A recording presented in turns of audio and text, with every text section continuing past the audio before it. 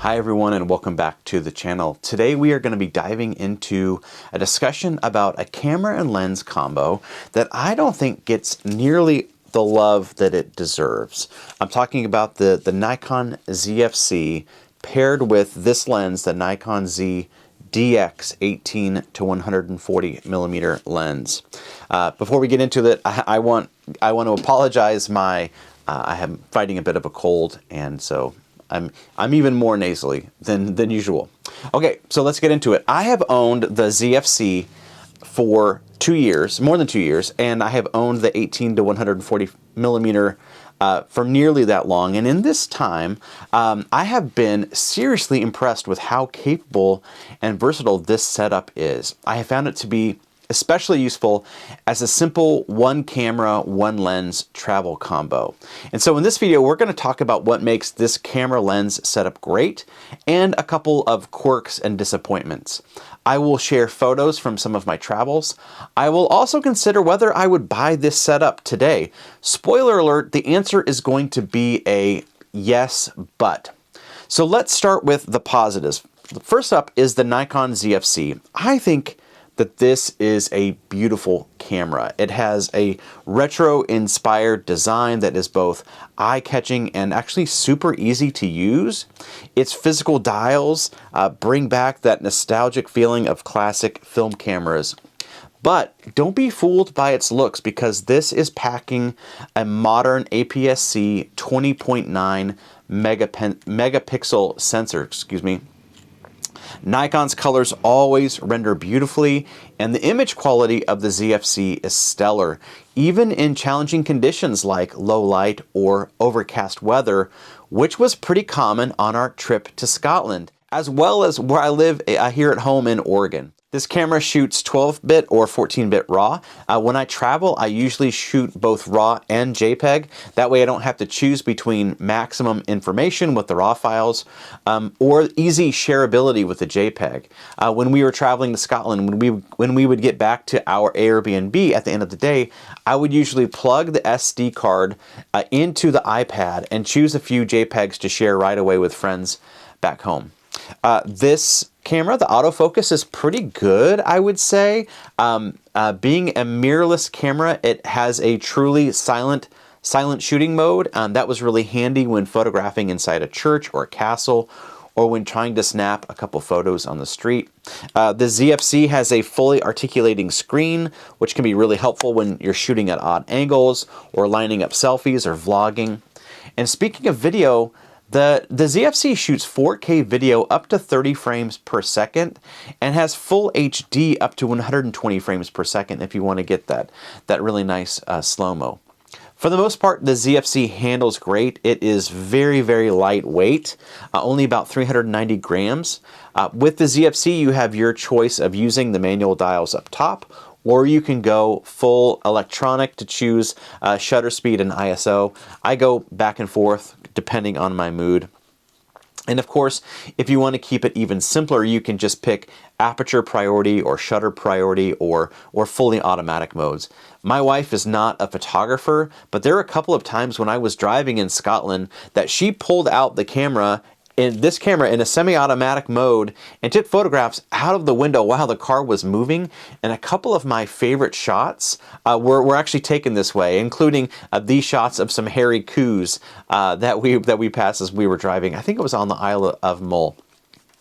Okay, now let's talk about this lens. This is the DX 18 to 140 millimeter lens. This lens was an MVP on our Scotland trip. You get an extremely flexible zoom range, from wide landscapes at 18 millimeters to zoomed in details and portraits at 140 millimeters. And because this is a crop sensor, you're actually getting a full frame zoom equivalent of about 27 millimeters all the way up to 210 millimeters. It's like having multiple lenses in one, making this ideal for travel. Here are a couple of examples. You might recognize this train from the Harry Potter movies. This is the Hogwarts Express, but in real life, it is the Jacobite train. And my wife took these photos using this camera and lens setup as it was crossing the Glenfinnan Viaduct. And here are a couple more from a ferry crossing from the Isle of Mull to the sacred Isle of Iona. This is the famous Iona Abbey, one more of a wide-angle shot, and now this one more zoomed in.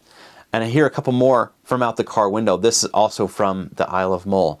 This is a series of tarns. First a wide-angle shot, and then again zoomed in.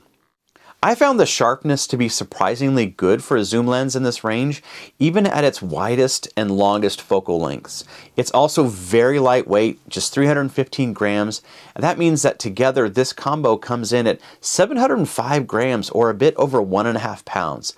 And for most people, this will be an easy setup to carry around all day in a bag, or potentially even around your neck. Okay, with that said, there are a couple of shortcomings to be aware of, and a couple of things that bother me that may bother you as well. Once again, we'll start with the camera. The first thing to mention is the ergonomics. You don't really want to carry this around for long periods without a strap or bag. And I know that that goes against what I just said, but there's basically no grip on this body, and so you really have to grip it tight to hold on to it. I had heard this about the camera when it first came out, and so what I did first thing was I bought this small rig grip that also has a built-in Arca-Swiss base plate if you want to put the camera on a tripod. And this grip is awesome, and it basically has not left the camera until today when I was going to make this video. So ergonomics is an issue with this camera, but it's very easily solvable. Another downside with the ZFC is that it doesn't come with in-body image stabilization, and that's a disappointment. But again, I've never really found it to be a big deal because this lens, like many of the Nikon DX lenses, has built-in stabilization. So again, it's an issue, but once again, easily solvable. A bigger deal and of particular interest to travelers is that this camera is not weather sealed. Nikon's weather sealing is great, and I have subjected some of my full frame Nikon cameras to some pretty extreme conditions, but the ZFC does not have that protection. If I'm honest, that has not stopped me from taking it out in the wind, at the beach, or in light to moderate rain. But I don't take it out in really extreme weather, and it's something that you want to be aware of. Okay, so what about the lens? Any drawbacks there? I think the drawback of this lens is that it's not the brightest. It has a maximum aperture of f3.5 at the widest focal length, 18 millimeters. But when you get to the 140 millimeters, it's at 6.3. And so when you are in low light situations, you're really going to have to slow down that shutter speed or crank up the ISO.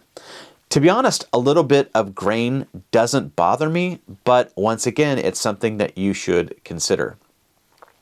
I have heard a couple of people gripe that the lens is a bit front heavy on the ZFC because it's on the larger side.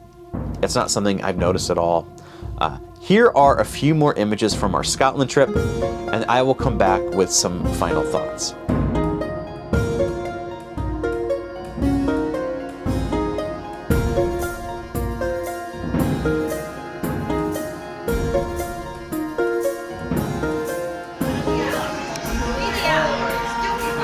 Find anything good, Kate? All things are good.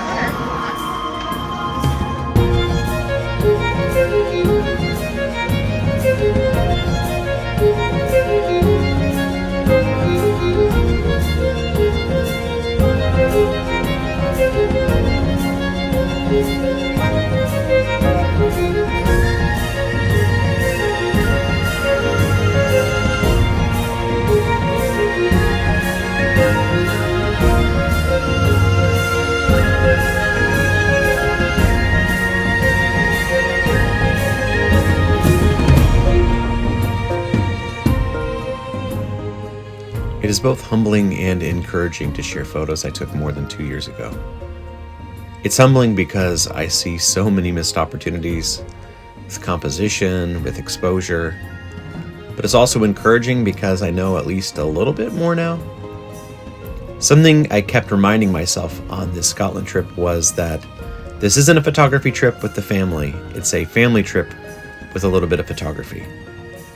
Still, I think almost every day about heading back to Scotland for another opportunity to photograph that magical country.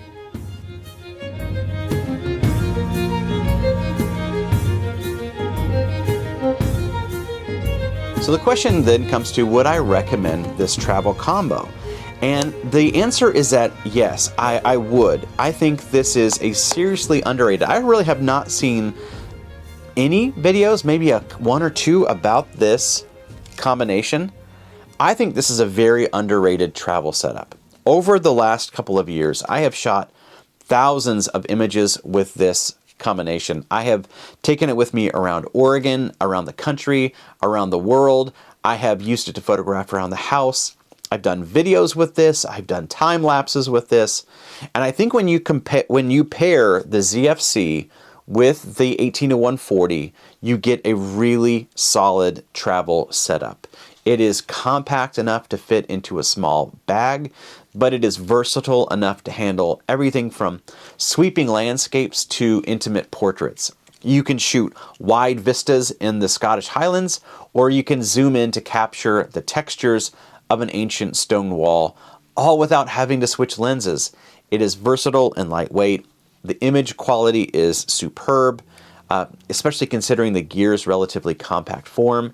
And for hobbyist photographers who love to travel light, this could be a game changer. The 21 megapixel sensor may seem small compared to some of those mega sensor cameras that we have today, but I think it's more than enough for social media, more than enough for blogs. And I've even printed some A4 sized images that I took with these cameras, and they look fantastic. This combo is also very economical. You can get this camera and lens combination for about $1,600 new, and I've seen it in excellent condition used for as little as $1,300. But there is a flip side. I remember I said that my recommendation would be yes, but. If what you need is shallow depth of field, low light performance, or gear that will handle the most extreme weather situations, this might not be it. A couple days before I am recording this video, Nikon announced a brand new APS-C camera, the Nikon 750 Mark II, and it excels in a couple areas in which the ZFC falls short. It borrows technology from Nikon's flagship cameras, the Z9, the Z8, and the Z52 has even better autofocus than the ZFC. It has more impressive video specs, and it is weather sealed. It also has more traditional ergonomics, which I've heard, I haven't used it myself, but I've heard that they are very good. And so if the ZFC's retro design is not for you, the Z50 Mark II paired with this lens could also be a very powerful travel combination as well. So that is my recommendation. It's not a review, it's more of an enthusiastic look back on how nice this combination has worked for me. Thank you for joining me in this video. If you have used the combo, I'd love to hear your thoughts in the comments below. And if you found this video helpful, don't forget to hit the like button and subscribe for more photography and creativity related content. Until next time, safe travels and happy shooting. Where to now, Padre? Now we're going to Portree. What is Portree? It is... I was going to try to make a poetry joke. What do they call rush hour in Portree? Out of sky. Portree in motion. Here, keep filming. You've got water spots.